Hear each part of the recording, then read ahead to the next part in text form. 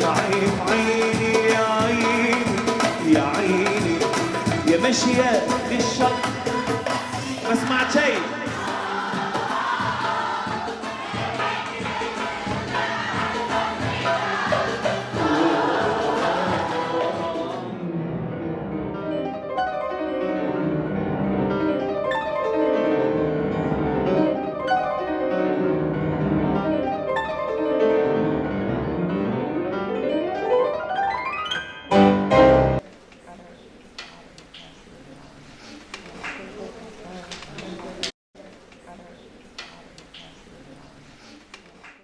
Lorsque j'ai lu le titre et que moi j'ai regardé l'image, j'ai pensé que... J'ai dit que peut-être... On a pensé que c'est la même histoire des petits chaperons. C'est moi, Jacob, qui ai joué le rôle de l'ours. Quand la petite fille est entrée dans la forêt, je lui ai dit: où vas-tu comme ça, petite fille? Ta maman ne t'a pas dit qu'il ne fallait pas traîner dans les bois? Si, mais ma grand-mère est malade et je dois lui apporter un petit pot de miel. C'est moi la hyène, j'ai joué le tigre. C'est moi, l'ours, je suis le chat. C'est moi Magada, c'est moi le papillon. C'est moi Perrine, la grand-mère. J'attendais ma petite fille et son copain. Et la voilà ici, elle arrive. Et un lapin. C'est moi. D'où je suis un lapin. Un lapin, il ne va passer à la casserole. Le papillon va dire à tous les animaux, l'ours, le tigre, le chat, que le lapin va passer à la casserole. Il faut le sauver. Le soir, tout le monde se retrouve autour de la table.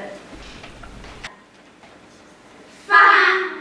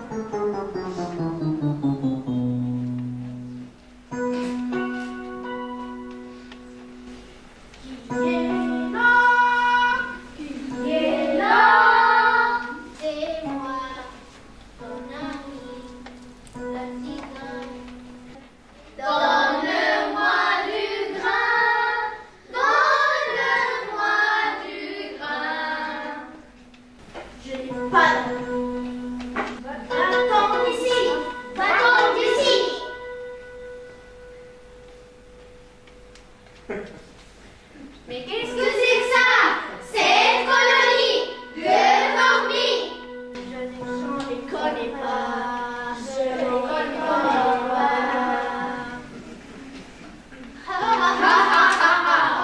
Pas d'amis? Pas d'amis? Laisse-moi travailler. Tu me fais perdre mon temps. Laisse-nous travailler. Tu me fais perdre du temps. Tu le regretteras, tu le regretteras.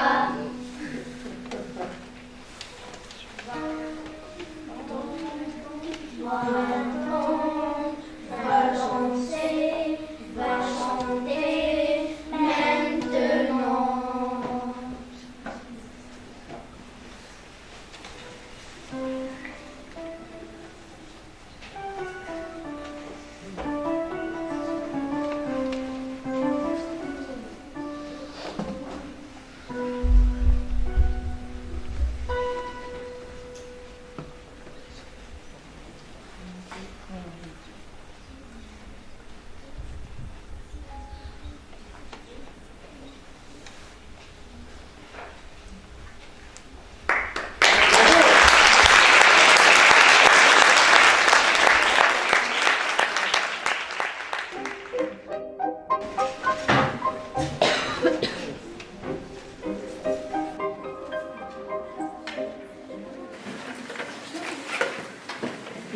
commencer un mardi de mai à midi.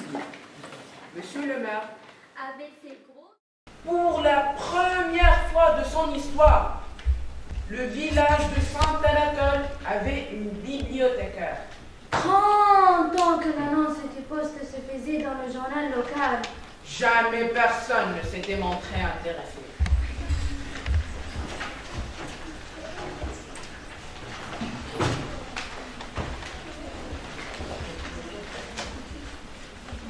Mademoiselle Charlotte poussa un cri en entrant dans sa minuscule bibliothèque. Une minuscule bibliothèque, mais c'est un vrai placard à balai. Et Mademoiselle Charlotte, de sa belle écriture, bien soignée, procéda à l'inventaire. Puis, elle déposait un message sur le bureau de Monsieur l'énervé, Monsieur le maire. Monsieur le maire, Monsieur l'énervé, il faut absolument acheter de nouveaux livres. 1 000 euros suffiront.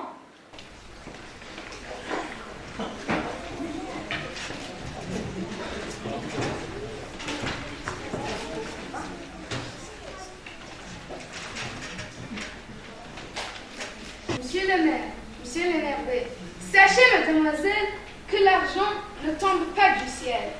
Nous avons des ponts à reconstruire, 3 routes à repaver, des ponts.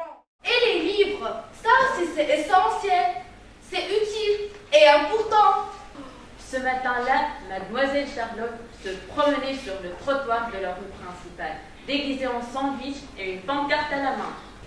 Et le lendemain, la photo de mademoiselle Charlotte paraissait en première page du journal. Monsieur le maire, monsieur l'énervé. Quoi? Cette vieille sorcière de bibliothécaire. J'allais l'annoncer ce matin. J'ai toujours eu l'intention d'acheter de nouveaux livres. Et un chèque de 10 000 euros a été signé. 33 300 dinars à peu près. Bravo.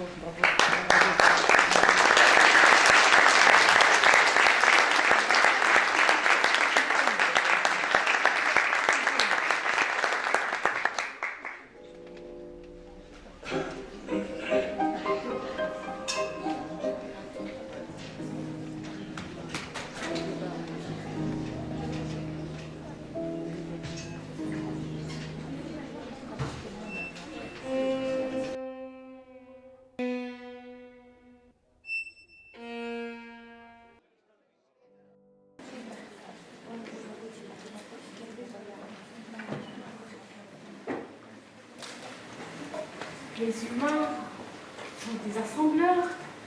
Les humains font des assemblages de sons, des assemblages de mots, des assemblages d'objets. En assemblant des sons, ils fabriquent de la musique et des rythmes. En assemblant des sons, ils fabriquent en permanence des mots.